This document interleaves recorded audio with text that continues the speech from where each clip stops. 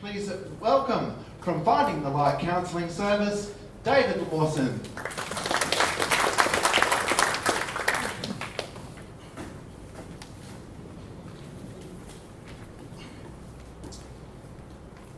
Achieving harmony in the workplace.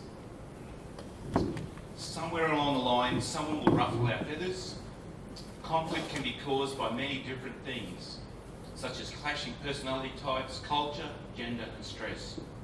Working well together in a team is essential to achieving harmony in the workplace. Everyone is different. This can be a good thing, as it gives the workplace balance by utilising the strengths of everyone.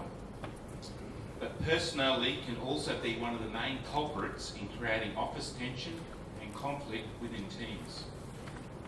I want to present to you three main types of personality: thinker, feeler and doer. There are many different personality tests using different words to describe each type, but they all can be reduced to three types: thinker, feeler and doer. Of course, for those of you who know stuff about know things in this area, there are blends, and depending on which personality test you use, blends can range from 9 to 24 types. But if you can understand the three basic types, it will help you to be a better manager, co-worker, team player. Let's now look at a short summary of each. Number one, the thinker. They are extremely intelligent and consider every angle before making a decision. They're a details person, a perfectionist, and they plan things. They finish stuff. They don't draw attention to themselves. They view things as black and white. They need rules to guide them and expect others to follow the rules. They like making rules. They value truth and honesty. They need peace and quiet to recharge their batteries. They're always thinking. It can be like a committee meeting in their heads. So they read before going to bed or drink alcohol to try and get their mind to slow down enough to be able to get to sleep. They find it hard to work in a noisy, busy environment. The thinker. We like them because they are consistent, they're cautious, they're extremely loyal and have high standards. However, they annoy us because they are slow to make decisions, won't take risks, they're inflexible, they're critical, follow the rules and unaffectionate. Next, the feeler. That wasn't a very big racket, that one. The feeler, they are very intuitive and can be a little psychic. They can pick up on the emotions of others even when they are trying to hide their emotions. They're excellent listeners and love to help people out, even if it's just being a sounding board over a cup of coffee. They like to talk to everyone before starting work for the day. They like hugging people. They are people pleasers to the point that they follow the crowd even if they know that what the crowd is doing is wrong. Feelers are slow to give up on the defeated and will continue to forgive, giving others another chance. People are more important than accomplishments, and relationships more sacred than outcomes. They are, in short, encouragers. We like them because they are caring, loving, make us feel good, light up the room when they enter it, tell good stories, enthusiastic and impulsive. They annoy us because they hog the conversation. They're untidy, don't know when to be quiet, pout when they don't get their own way, and think life is a party. Lastly, the doer. A straightforward person who has an uncanny clarity toward life. They look at the big picture, they are the visionary and charismatic. They tend to have a passion for adventure and anything out of the ordinary. They love competition. They have a healthy ego. They don't see obstacles. They are able to motivate others to accomplish goals. They don't finish projects as they are moving on to the next project or have several projects going on at once. We like them because they are independent. They're confident, have big ideas, and get things done. They annoy us because they have huge egos. They push people to get outcomes. They're always thinking about the next project. You're either with them or you're against them. Rules are meant to be broken or bent, and they take too many risks. So David, what does that all really mean? Thinkers like being in quiet spots where there are not too many distractions or people, whereas feelers like it busy with people around them.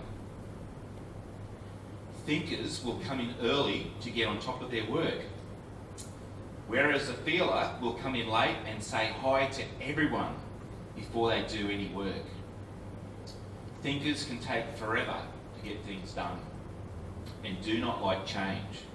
However, they will make sure that change that happens works. If you criticise what a thinker has done, they will take it as a personal attack on themselves. Their identity is in tasks. A feeler's identity is in relationships. Badmouth their friend and you hurt them. A doer's identity is getting tasks done through the people they have around them. Doers have the vision or dream for new projects and are able to rally people into a team to start the project, but need to make sure that they have thinkers to get their projects done on time, on budget, and by the rules. However, they also need feelers around them to make sure that the focus is not all about outcomes, but people as well. Doers need to be challenged. Thinkers need rules and guidelines, and feelers need people around them working together as a team. How do you communicate if you're the boss? Let's go into that. For a doer, you need to use words like, not sure if you can do that. Prove it can be done. I challenge you to get it done. Didn't think we could do it, but you did it. You will go far. This was a good idea you had. For a thinker, I would value your opinion. Really like the effort you made.